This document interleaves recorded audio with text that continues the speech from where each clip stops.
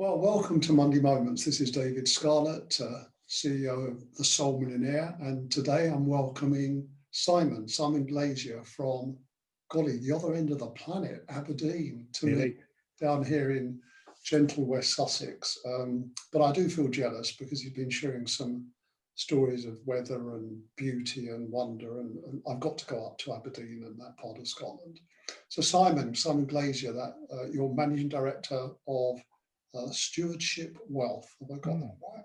That's right. Good. And I just wonder what's on your mind and heart today, Simon, things that you feel I'd like to share this. Sure. It's a bit scary being given a blank canvas and Dave looks at you and says, Simon, what do you want to talk about? So I've taken some inspiration from a short video that Opportunity put my way this morning about an American entrepreneur, shall we say. And the beginning of the video was entitled, If I Had Another $1 billion. Right. And straight away I'm thinking, not many folk can start a conversation with, if I had another $1 billion. Yes. And you really wonder, what's he going to say next? Anyway, what he went on to say was, for 50 years, he's been building this retail business over in the States. And he was sharing some of his experiences, some of the things he learned over those 50 years. Running a business, it's his family business, he still owns the whole thing. And what he said was this: if I had another $1 billion just now, I wouldn't have any more joy. You know, for him, he's learned over a lifetime that accruing more wealth isn't the things that brings him more joy. He didn't use the word happiness, he used the word joy, which is important. That deep sense of underlying peace and satisfaction. And he went on to talk about how he leads that business in some respects and how he's trying to build a culture of, yes, joy, but also generosity, and also something that surprised me a little when he introduced it into his story. And what he said was, they open new stores across the States every year, many new stores, right, and they bring new staff into the business, possibly from other retail environments. And he has to introduce them to the culture of his business. And so he gathers them and he sits them down. And one of the first things he says to them is, what I want you to do working in this business is to serve. And yes, he's talking about serve the customer. And yes, he's talking about, serve those retail connections. But what he was really saying was, I want you to demonstrate this thing that we've talked about, David, and your tribe has talked about, servant leadership. Yeah. You can be anybody in a business and you can lead as a servant. And this guy leads, he serves his team, but he asks them as well to serve. He asks them to serve their families. Put your families first. They only work, I want to say, normal hours in that retail market. Sometimes they have to work 60, 70 hours a week. He says, no, we'll not do that.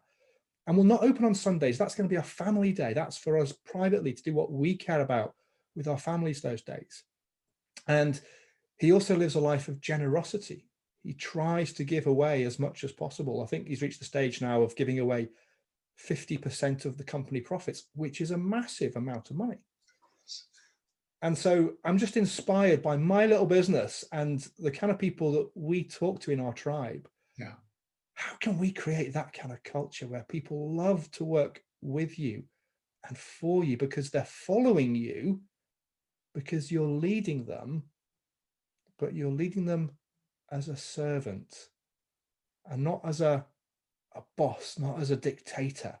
They follow you because they want to. It's been really inspiring. My goodness.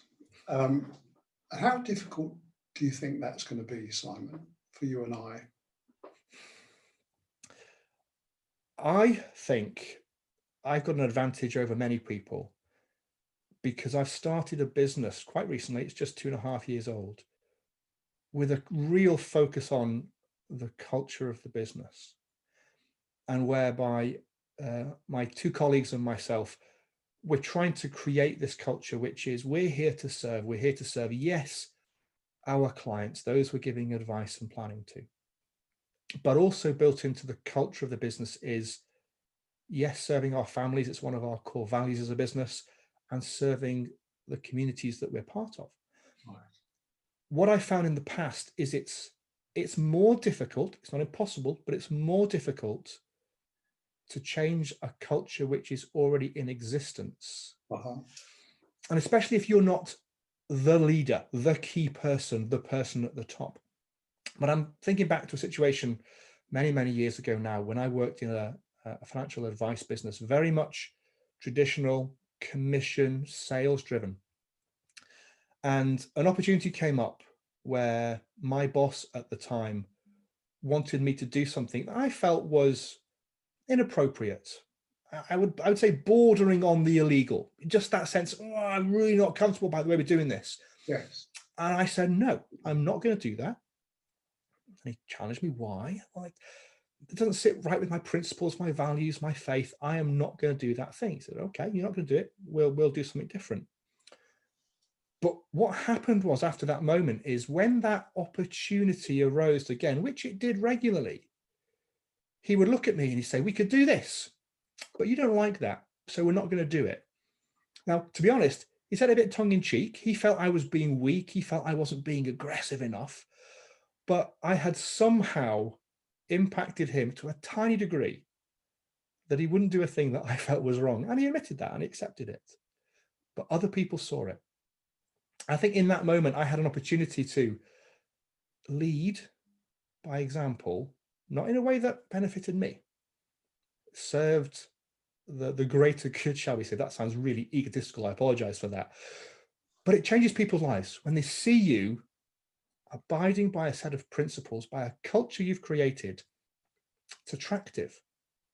And then people want to follow.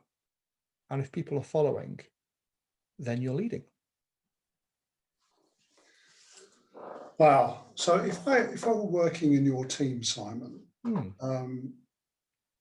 how do I know that culture is there? How's that communicated to me? Okay, so we start by employing people that fit the culture. So we have a core set of values, and then we work those out as a set of visions that are set over 20 years, to be honest. We hope to fulfill these visions for the business. And when we employ people, we are letting them know what the value and visions of the business are. In some respects, we're asking them to demonstrate, if they can, how their own lives match up with those values, and can they buy into those visions.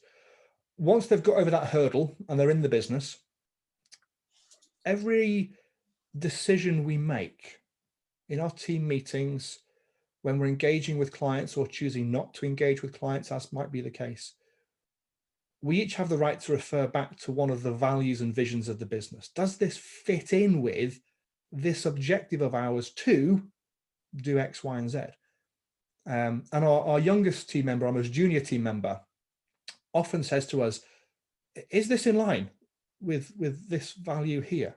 Or is this going to help us get to that vision here? And if we can't say, yes, absolutely, and here's why, then we don't do it.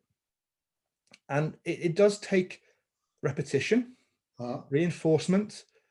As a managing director of a very small business, it's just 3 of us, often the burden lies on my shoulder to stay the same things time and time again until they're embedded. Yeah. Because my hope is that if the business gets bigger, and as it gets bigger, it becomes more and more important that those first employees are living the culture, and that will impact others who join the business later.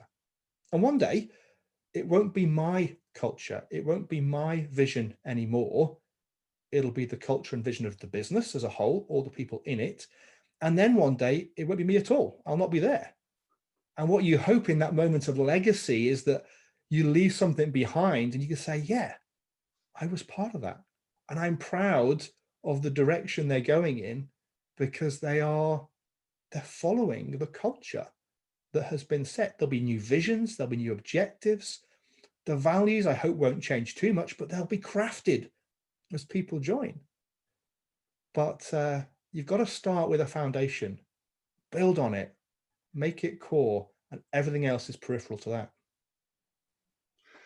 And all that, Simon, flowing from some very brief videos that you watched recently. Absolutely. And one day maybe I'll say, if I had another $1 billion, but I doubt it. I'll have given it away long before then. And from my point of view, listening to it, doesn't sound that terribly important. No, money is a tool. We say this to clients all the time, don't we? Money is a tool. What are you using it for? And to use money well, you have to set those principles early in life, in business, in family, with my kids. Absolutely. Here's this thing we've got. It's money. What are we going to do with it? What's the value of what we do with it? What's the outcome of what we do with it? Not just for us, but for those that we're serving, our friends, our family, our community, our clients, our colleagues, the world in the biggest sense. Let's make an impact that's bigger than just our bank balances. So I want to ask you the difficult question. Maybe it's easy since you're flowing now. How can you pull all this together for us and just share with us anything else that you're thinking or feeling right now? There is a book I read many years ago which stuck with me. It's called Happy Money. And it's a summary of scientific research into how to use this thing called money to create happiness, or hopefully even better than that, joy, like I said at the beginning of the conversation. And one of the key principles of happy money is to invest in others. A point comes where no matter how much money you've got that you invest in yourself, in your own stuff, you just don't get any happier. And advisors will know this full well, talking to their clients. A point comes where the best thing people can do with their money is give it away. Give it to their children, give it to their family, give it to their friends, give it to their community, give it to charity. Because in that moment, the giving, the investing in others brings them far more joy than buying the next thing to add to their collection. And we don't always get there or always get there very quickly. But I'm hoping that I've got maybe 20, 25 years in business ahead of me where I can practice investing in others and just hopefully bring other people into that culture, that they will learn sooner than I did that investing in others is possibly the best investment you can ever make. I suppose the feeling that flows from that comment, Simon, for me is, golly, I'm not sure I'm going to be around for 20 years to see you do this thing, maybe 3 or 4, I don't know. But I'd love to observe you doing this and see how you do it, because I think that would inspire me. Simon Glazier, Managing Director of Stewardship Wealth from Aberdeen. Thank you so much for joining us on Monday Moments. You're welcome. I was glad to serve you. Great to be with you. Thanks, Simon. Cheers, Dave.